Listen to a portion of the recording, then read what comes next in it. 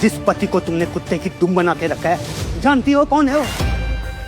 आज जो तुम्हारे पैरों के नीचे धूल साफ कर रहा है, कल तुम्हारे आसमान का मालिक था। जिसे तुमने नौकर समझा है, वो देश के सबसे बड़े बड़े खिलाड़ियों के साथ एक ही टेबल पर बैठकर बड़े बड़े फैसले करता है।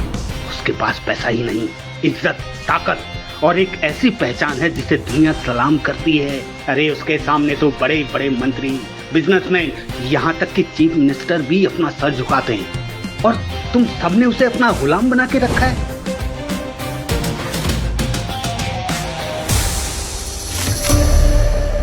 तुम सबका बाप है वो, बाप। Yes mom. अवनी, गौतम आज सुबह से फिर से गायब है और फिर से फोन भी नहीं उठा रहा है। What? ओके, मैं अभी घर आती हूँ। ओके। हाँ, जल्दी। मॉम वो ब्लैंक पोस्ट कार्ड कहाँ पर है? पता नहीं, होगा उस अनपढ़ गंवार के कमरे में। ओके। अवनी जल्दी से गौतम के रूम में गई। वहाँ उसने उन पोस्टकार्ड्स को उलट पुलट कर देखा, मगर उसे कुछ समझ नहीं आया। कोई ब्लैंक पोस्टकार्ड्स के जरिए गौतम को कुछ इशारा तो नहीं कर रहा है? क्या गौतम इसी सिलसिले में घर से बार बार गायब हो रहा है?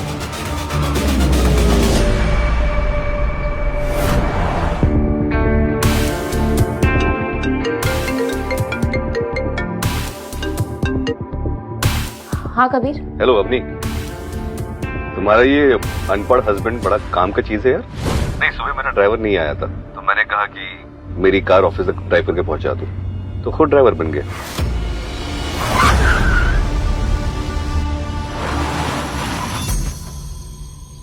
चलिए ड्राइवर साहब। थोड़ी देर बाद गौतम घर पहुंचा तो उसके साथ कबीर भी वहां आया था। अवनी कबीर से नजरें नहीं मिला पा रही थी।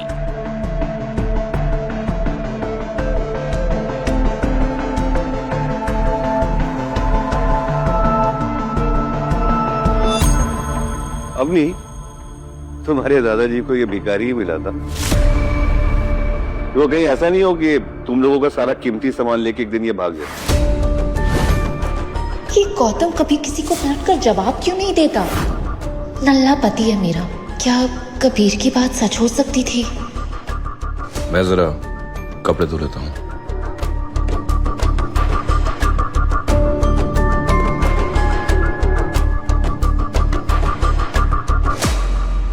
घर जमाई भागा करोड़पति बीवी के जेवर और कीमती सामान लेकर। जी हाँ, जोधपुर के अमीरों की बेटियों के साथ शादी कर उन्हें फंसाने वाला गैंग सकरिया। इस गैंग के लड़के भोले भाले बनकर घर जमाई बनते हैं, फिर सब कुछ लूट कर गायब हो जाते हैं। सॉरी। गौतम! मगर गौतम ने कोई जवाब नहीं दिया। अवनी और घबरा गई और उठकर गौतम को किचन, बाथरूम, कुत्तों के रूम, हर जगह ढूंढने लगी, मगर वो कहीं नहीं दिखा। गौतम!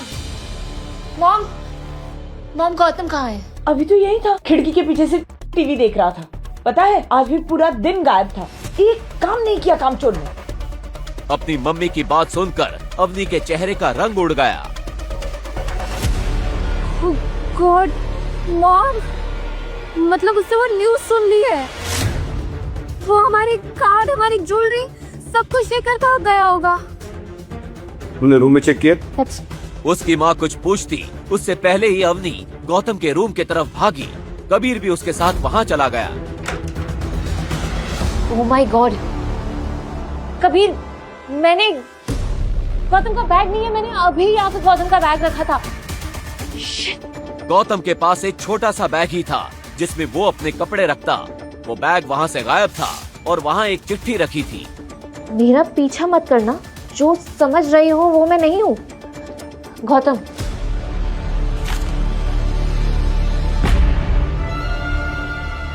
फोन स्विच ऑफ आ रहा है। Let's go. हाँ, हेलो इंस्पेक्टर, मैं कबीर आनंद बोल रहा हूँ। अरे वो आपका जो वांटेड गैंग का बंदा है ना, हाँ, वो अभी अग्रवाल मैंशन से कुछ सामान चुरा के भागा है। ज्यादा दूर नहीं गया होगा, आप सर्च पार्टी भेजिए, ठीक है? अवनी कार लेके रेलवे स्टेशन की तरफ बढ़ती है। कुछ देर गाड़ी चलाने के बाद थोड़ी ही दूर उसे गौतम दिखता है। साले कमीने, चोर, कहाँ जा रहे? हाँ, बैग निकाल। कबीर गौतम को धक्का देता है और बैग छीन लेता है और बैग खोलकर देखता है उसमें एक महंगा आईफोन था और एक ऐसे बैंक का VIP कार्ड था जहां सिर्फ अमीरों के अकाउंट होते थे। उस कार्ड पर कोई नाम नहीं लिखा था, साथ ही उसमें बहुत सारे वैसे ही ब्लैंक पोस्ट कार्ड्स थे जिन पर गौतम का नाम लिखा था। इतने सारे ब्लैंक पोस्ट कार्ड्स कहाँ से आई है? क्या मतलब है इसका? और ये बोलो गौतम, किसने दिया तुम्हें वो VIP कार्ड? कहाँ से लाए तुम? बोलो। और हमारे घर से चुराया सामान कहाँ रखा है? तब तक पुलिस की सर्च वैन वहां आ जाती है। कमिश्नर भी साथ आता है। कमिश्नर अवनी से सवाल करता है। अवनी मैडम, क्या क्या सामान चोरी हुआ है आपके घर से? I am so sorry sir, वो जल्दबाजी में मैं देख नहीं पाई। पर यस, ये देखिए, ये सारे ब्लैंक पोस्ट कार्ड इसके लिए आए। पता नहीं कौन भेजता था इसे, मगर जब भी ये आते थे गौतम घंटों के लिए गायब हो जाता था। क्या? कमिश्नर ने उन ब्लैंक पोस्ट कार्ड्स को उलट पलट कर देखा, मगर उसे कुछ समझ नहीं आ रहा था। अभी कमिश्नर कुछ कहता उससे पहले ही अचानक वहाँ बहुत सारी महंगी गाड़ियाँ आकर खड़ी हो गयी। उनमें से एक कार में से चीफ मिनिस्टर निकले और उनके साथ थे राठौड़ राज परिवार के मुंशी जी। क्या हो रहा है अनुप जी? आप इनको छू भी नहीं सकते। सर, ये क्या कह रहे हैं आप? सर, ये उस गैंग का सरगना लगता है। ये देखिए, क्या मिला इसके पास? अनुप जी, ये चिट्ठियां गौतम को मैंने ही दी थी। मुंशी जी। तभी मुंशी जी ने एक लाइटर निकाला और उनमें से एक ब्लैंक पोस्ट कार्ड के नीचे रख दिया। उस रोशनी में उस पोस्ट कार्ड पर कुछ लिखा हुआ दिखने लगा। उस पर लिखी बात पढ़कर कमिश्नर चौंक उठा। आप इनके साथ? मुंशी जी ने कमिश्नर के कान में कुछ फुसफुसाया और अपने हाथ से एक छोटी सी चीज बहुत संभाल कर कमिश्नर को पकड़ाई। उस चीज पर नजर पड़ते ही कमिश्नर का चेहरा सफेद पड़ गया, आंखें एक पल के लिए ठिठक गई और अगले ही पल वो गौतम के आगे हाथ जोड़कर सीधा खड़ा हो गया। आइए गौतम को। चीफ मिनिस्टर के बर्ताव को देखकर वहाँ मौजूद सब लोग सन रह गए। गौतम चीफ मिनिस्टर के कार की तरफ मदमस्त चाल में आगे बढ़ा। आखिर गौतम कौन था? चीफ मिनिस्टर उसको इतना सम्मान क्यों दे रहे थे?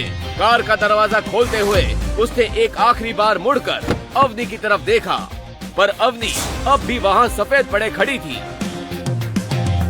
गौतम चीफ मिनिस्टर और मुंशी जी के साथ एक कार में बैठकर चला गया।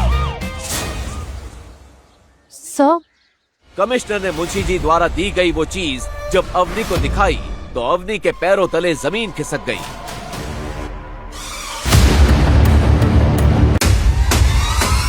आगे की कहानी जानने के लिए नीचे दिए गए लिंक से डाउनलोड करें पॉकेट FM ऐप।